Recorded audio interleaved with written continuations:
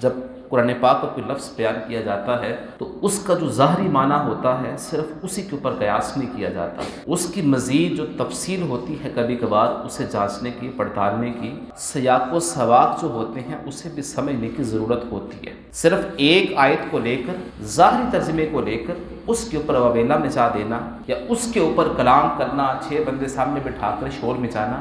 یہ شروع سے لے کے اب تک جہالا کا طریقہ ہے۔ جاہل اس کے اوپر کلام کرتا، جو عالم ہوتا ہے وہ کبھی بھی اس طرح کی بات نہیں کرتا، اور ویسے بھی لوگوں کے ساتھ ان کی عقلوں کے مطابق کلام کرنا چاہیے۔ وہ آیات کہ جن کا لوگوں کو پتہ ہی نہیں ہے اس کے بارے میں توڑ مروڑ کر اپنی تشریح بیان کرنا یہ ناجائز ہے۔ تو لہٰذا جب اس طرح کی آیات مبارکہ آتی ہوتی تو یہ قابل تفسیر ہوا کرتی، اور کئی چیزیں ایسی ہیں کہ جس کے کئی طرح کے مفہوم ہوتے ہیں، صرف ایک مفہوم کو بیان کرنا یہ درست نہیں ہے۔ اس میں کئی آیات مبارکہ اس طرح کی ہیں، پھر اس کے علاوہ احادیث مبارکہ بھی ہیں۔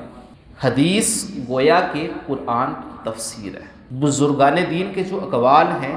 گویا کہ وہ احادیث مبارکہ کی تشریح ہے، اور عام مومنین نیک بندے جو ہیں گویا کہ یہ صوفیاء کی تشریح ہے۔ کوئی بھی ایک دوسرے کے مخالف نہیں ہے۔ ایسا نہیں ہے کہ اگر ہم قرآن کو پکڑیں گے تو حدیث رہ جائے گی، حدیث کو پکڑیں گے قرآن رہ جائے گا۔ اگر بندے نے قرآن کے اوپر عمل کرنا شروع کیا تو یہ نص ہے، اگر حدیث جو ہے اس کے اوپر وہ عمل کرنا شروع کرتا ہے تو اس کا مطلب یہ نہیں کہ قرآن رہ جائے گا۔ حدیث جو ہے یہ قرآن کی گویا کہ شرح ہے، اس کی تفسیر ہے۔ مثال کے طور پر آیت مبارکہ یا ایھا الذین آمنوا ارکعوا واسجدوا واعبدوا، اب ہم نے رکوع کرنا ہے، سجدہ کرنا ہے، عبادت کرنی ہے، لیکن کرنی کس نوعیت کی ہے، کس طرح کرنی ہے، اس کے بارے میں تو قرآن نے بیان نہیں کیا کہ رکوع اس طرح کرنا چاہیے،